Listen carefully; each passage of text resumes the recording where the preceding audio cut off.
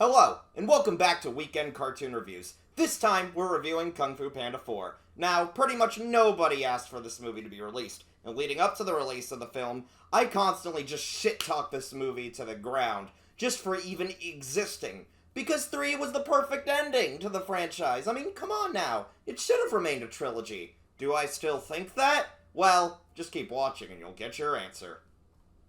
Now, to get into some history for the franchise. Kung Fu Panda was planned to have a total of 6 movies, and it sounds like it's going that route since Kung Fu Panda 5 was confirmed.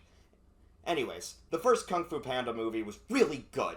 It was a surprise hit for Dreamworks and had the right balance of comedy and drama, along with some breathtaking visuals and fun action sequences that have some of the best animation for a fight scene in animated movies. Kung Fu Panda 2 follows that trend as well. I love the second one the most. It is my favorite film in the franchise and is definitely up there as one of my favorite Dreamworks movies ever made. Shen is the best part, though. Kung Fu Panda 3 was a good conclusion. Sure, it's lesser than what the first two brought, but I still had a fun time with it, and it served as a good conclusion to the trilogy. Now, with Kung Fu Panda 4 on the horizon, what did I think? I thought it was actually pretty good. Better than I expected, for sure. Now, to answer the question at the beginning before we start, the answer is complicated. I felt the film wasn't needed still. I liked it, but at the end of the movie, I also wouldn't mind a Kung Fu Panda 5. You'll see what I mean when you watch it. That's one thing I never expected to say about this movie. I'm impressed they didn't market this enough, and yet it still didn't bomb like Ruby Gillman. When the trailer and reviews came out for the film, most of my worries went away, and it was evident when watching the film I had fun beginning to end, and that's all this movie needed to be good. It needed what made Kung Fu Panda special, and just a bit more spice to it, and it had just that for me. So, let's get into what this movie is about, shall we? Well, Po now has a new arc where Shifu makes him assign a new dragon warrior so he becomes the spiritual leader of the Valley of Peace. He doesn't want to choose, and is happy with his current position, but Shifu insists that this is the right way to go for him, and that he must choose a successor.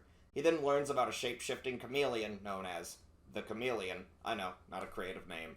And wants to take the powers of previous Kung Fu masters and rule over the living and spirit realms. Po meets Zen, who's a wanted criminal. She then teams up with Po to track down the Chameleon. Now, a little bit about the Chameleon. I think she's definitely the weakest villain in the franchise. Definitely the previous 3 main antagonists of the other Kung Fu Panda movies are substantially better, with Lord Shen being my favorite. But if I had to rank them, I'll rank them Lord Shen, Tai Lung, Kai, and then the Chameleon. Also, Po's parents, Ping and Lee, have a plot in trying to stop Po from putting himself in danger against the Chameleon. Now, I do have some problems with this movie, like the fact the Furious 5 didn't really play a major role in the plot, which sucks. Also, the people behind the movie said every Kung Fu Panda character would be here, and yet, I didn't see Oogway at all throughout the movie. Also, in general, I thought it was inferior to the other movies. It isn't the best, but not the worst. I got to watch this movie in 3D and it looked really good. There was a lot that popped out at you during the movie. Now, when I recorded this video, or after I started writing this review, I'll just acknowledge something. Apparently, the movie could have been better with a doc that just released of all the direction choices of the movie and all the changes was made to it. And I think this movie could have been a lot better if they did have the things they said they would in that doc. But, hey, it is what it is. Hopefully that guy doesn't come back to direct Kung Fu Panda 5.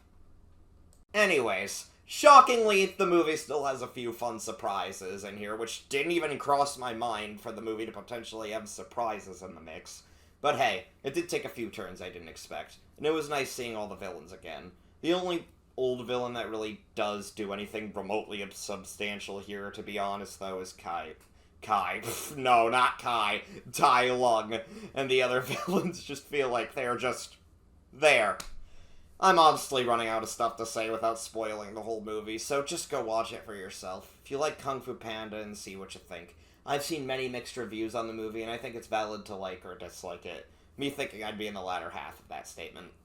I give it a 7 out of 10, but it's definitely on the lower end of 7 out of 10 movies. I hope 5 will contain the Furious 5.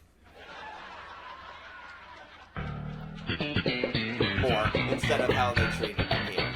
That's all for this review. I hope you all enjoyed it. Don't forget to leave a like, comment, and subscribe. I'll see you all on the next review. Bye everyone, and have a great day.